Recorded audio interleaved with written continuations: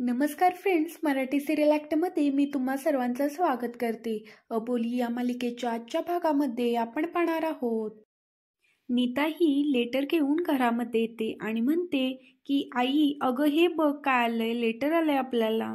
त्यावर रमा म्हणते हो हो, उघडून बघ काय आहे त्यामध्ये. त्यावेळेला नीता ही लेटर उघडते आणि त्यामध्ये असं आलेलं असतं की अंकुश शिंदे यांची आई रमा शिंदे यांना कोर्टामध्ये उभे राहण्यासाठी मोठे निर्बंध लावलेले आहेत. त्यावर रमा म्हणत असते की पण मला का सांगितलं आहे त्यांनी. त्यावर नीता म्हणत असते तू मोठ्या तोऱ्यात जाऊन सांगितलं ना विजयाला, त्यामुळे तिनं तोच मुद्दा उचलला आणि तुला लेटर पाठवलं. आणि नीता इथे रमाला खूप सुनवू लागते आणि म्हणते हळूहळू आता ती तुला त्यामध्ये गोवणार आणि आता आपल्या सगळ्यांची वेळ येणार आणि अंकुश बरोबर आपणही त्यांना सगळ्यांना कसा त्रास दिला हे त्यांना कळणार आणि आपल्याला शिक्षा होणार. तेवढ्यातच इथे आबोली येते आणि आबोली म्हणते काय झाले आई, तुमचा चेहरा का पडलाय. त्यावर नीता म्हणते हे बघ, आणि जेवढे अंकुशचे वाचण्याचे चान्सेस होते तेवढे पण आईने सगळे मातीमोल केलेले आहे. त्यावर रमा म्हणत असते माझ्या हातून खूप मोठी चूक झाली. त्यावर नीता म्हणते आता मला पण लेटर येईल, आता आजीला पण लेटर येईल, हळूहळू घरातल्या सगळ्यांना लेटर येईल. त्यावर आजी म्हणत असते मला तर लेटर आलं तर मी काही घाबरण्यातली नाहीये ना, मी कोर्टामध्ये जाऊन उभी राहील आणि साक्ष देईल, आपलं काय नाणं खोटं आहे काय तेव्हा. त्यावर नीता आजीला म्हणत असते ते काही नळावरचं भांडण नाही ग, ते कोर्ट आहे कोर्ट. त्यावर आजी म्हणते की तुझ्या तोंडची बडबड बंद कर, आणि आजी उडते आणि आतमध्ये निघून जाते. त्यावर अबोली रमाला समजवत असते आणि म्हणते आई तुम्ही काळजी करू नका, मी पुष्कर सरांना फोन करते. आणि तेवढ्यातच अबोली ही पुष्कर सरांना फोन करते. त्यावर ती घडलेला सर्व प्रकार त्यांना सांगू लागते आणि म्हणते की आईंच्या नावाने घरामध्ये लेटर आलेलं आहे. त्यावर पुष्कर म्हणतो काय त्यांच्या नावाने लेटर. त्यावर अबोली सांगू लागते की विजयाकडे जाऊन आईंनी असं असं बोलले आहेत आणि घडलेला सर्व प्रकार ही पुष्कर सरांना सांगू लागते.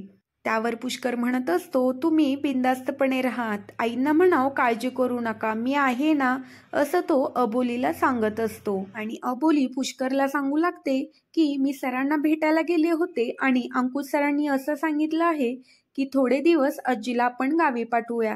हे सर्व बोलणं आजी ही पाठीमागून ऐकत असते. हे ऐकून आजी म्हणते की मी कुठेही जाणार नाहीये. त्यावर आजी रडू लागते आणि अबोली ही तिला समजू लागते. अबोली म्हणत असते की तुला आजी ह्या वयात तुला ते सहन होणार नाही आणि ती विजया ही चिखलफेक करेल, ऐक ना माझं प्लीज आणि तू गावी निघून जा. त्यावर रमा म्हणत असते हो आई, अबोली बरोबर बोलतीये. अबोलीने समजवल्याबरोबर आजीही तयार होते आणि आजी म्हणत असते मला फक्त एकदा अंकुशला भेटायचं आहे आणि तो जिंकणार मला माहीत आहे. आणि अबोली ही प्रेमाने आजीला मिठी मारते. तरी इकडे फुलवा आता विजयाला म्हणत असते की तुम्हाला वाटतं ना आपण केस जिंकणार म्हणून. त्यावर विजया म्हणत असते तू उद्या कोर्टामध्ये बघशील.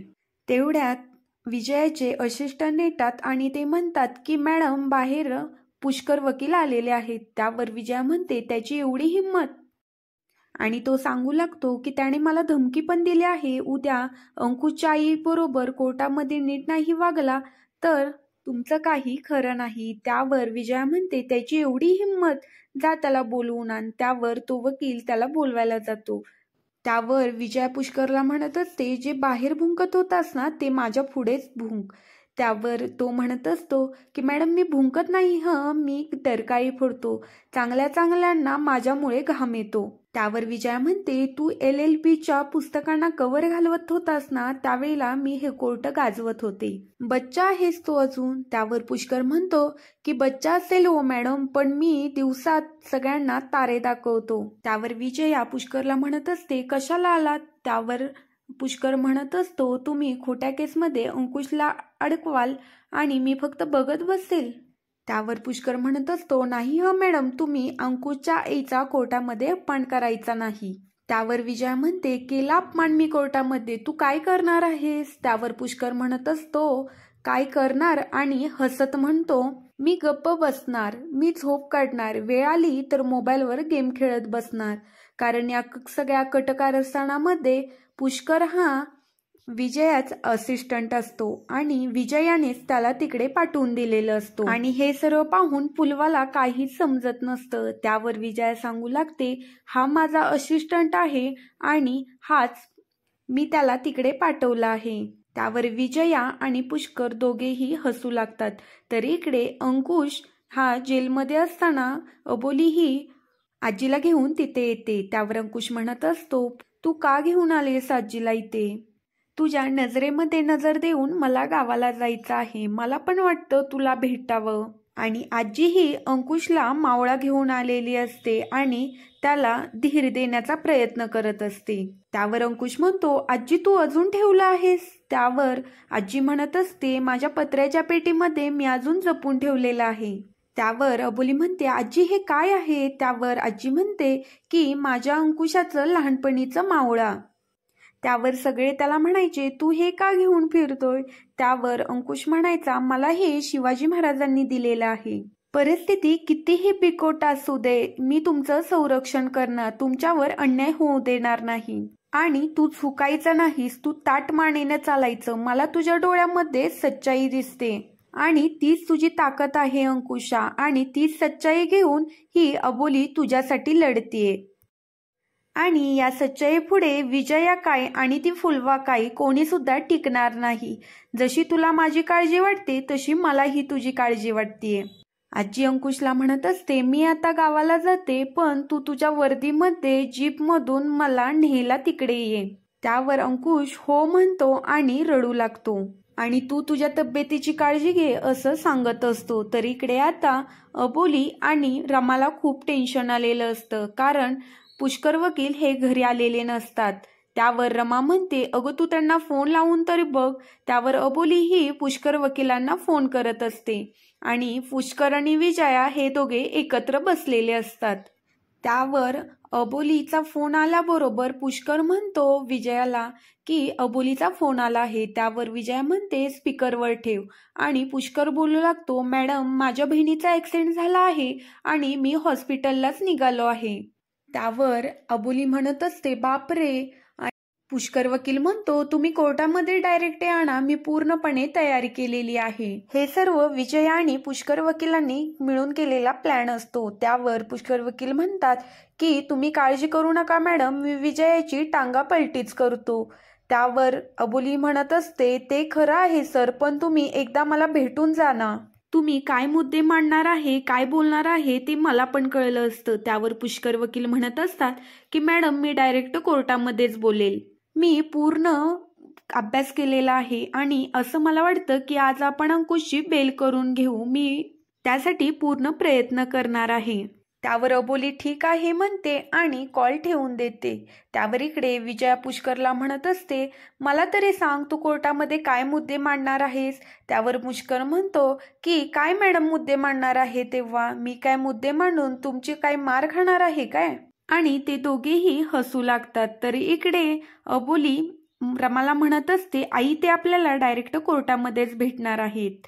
त्यावर रमा म्हणते, काय ग? त्यावर अबोली म्हणते, आई त्यांच्या घरामध्ये काहीतरी प्रॉब्लेम झाला आहे वाटतं। त्यावर रमा म्हणते, ठीक आहे। तर इकडे आता सिनियर ऑफिसर भोसलेंना अंकुशला जेलमधून बाहेर काढायला सांगतात आणि त्याला बेड्या घालायला सांगतात। त्यावर भोसले म्हणत असतात की अंकुश सर आरोपी नाहीयेत आणि त्यांच्यावरचा आरोप अजून सिद्ध झाला नाहीये। त्यावर सिनियर ऑफिसर चिडतात आणि म्हणतात की सिनियर कोण आहे? तुम्हाला बेड्या घाल म्हणलं की घालायच्या? अरे ह्याच्यावर एका बाईवर अतिप्रसंग केल्याचा आरोप आहे आणि तो इथून पळाला तर ती तुझी जबाबदारी, मला लिहून देतोस? त्यावर भोसले आता अंकुशला बेड्या घालतात आणि कोर्टामध्ये सादर करतात। तर इकडे आता कोर्टाचा पहिला दिवस असतो आणि अंकुश आणि फुलवा हे एकमेकांच्या समोरासमोर आलेले असतात। त्यावर फुलवा म्हणत असते, अंकुश मला तुझं विशेष वाटतं। आणि आता इथे फुलवा अंकुशला म्हणत असते की माझ्या गळ्यामध्ये धागा बांधून हा विषय तू संपवला असता, पण नाही, तुला हौस आहे ना गळ्यामध्ये फास लावून घ्यायची। तेवढ्यात तिथे अबोलीमध्ये येते आणि म्हणते, तुझ्या प्रश्नांची उत्तरे द्यायला तू एवढी महत्वाची नाहीयेस आणि शिक्षेच्या भीतीने तुझ्यासारख्या बाईच्या गळ्यामध्ये मंगळसूत्र घालण्याचं पाप ते कधीच करणार नाही। त्यावर फुलवा म्हणते, हरायची खूपच घाई झालेली दिसते तुला. त्यावर अबोली म्हणते, हो बरोबर आहे, पण मला घाई झाली आहे की तुला या कोर्टामध्ये शिक्षा होण्याची आणि सरांना सन्मानाने घरी न्यायची.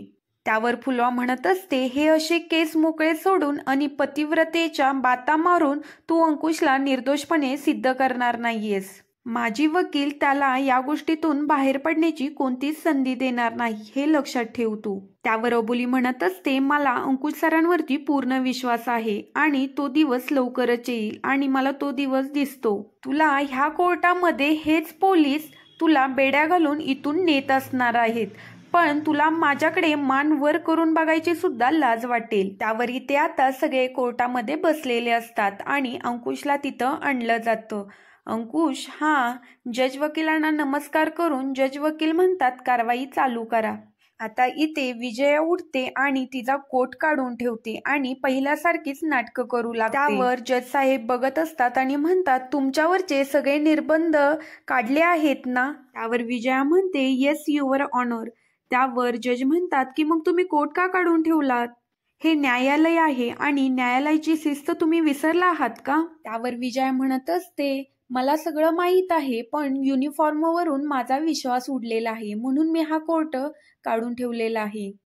त्यावर विजया म्हणत असते, पोलिसांची वर्दी घालून एखादा पोलीस एवढं लज्जास्पद काम करू शकतो आणि हे सर्व करून नजरेमध्ये अजिबात शरम नाहीये.